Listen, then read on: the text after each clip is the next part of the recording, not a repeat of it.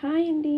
ఈరోజు రెసిపీ బాదం కుల్ఫీ ఎలా చేయాలో చూసేద్దాం. దానికోసం ముందుగా ఒక కప్పు పాలు తీసుకొని మరిగించుకోవాలి. తర్వాత ఒక 2 స్పూన్లు పాలు తీసుకొని అందులో 1 స్పూను కార్న్‌ఫ్లోర్, డ్రై ఫ్రూట్స్ ముక్కలు కలుపుకొని పక్కన పెట్టుకోండి.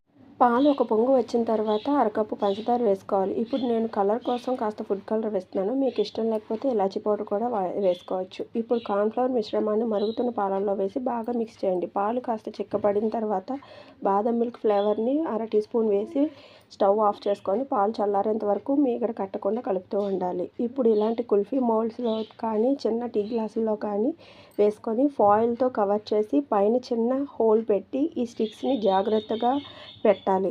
ఇప్పుడు వీటిని ఒక 8 అవర్స్ పాటు ఫ్రిడ్జ్లో పెట్టుకుంటే ఎంతో రుచికరమైన బాదం కుల్ఫీ రెడీ. ఈ వీడియో మీకు నచ్చినట్టయితే ప్లీజ్ లైక్ చేయండి, షేర్ చేయండి. మరిన్ని ఇంట్రెస్టింగ్ వీడియోస్ కోసం మా ఛానల్ని సబ్స్క్రైబ్ చేసుకోండి.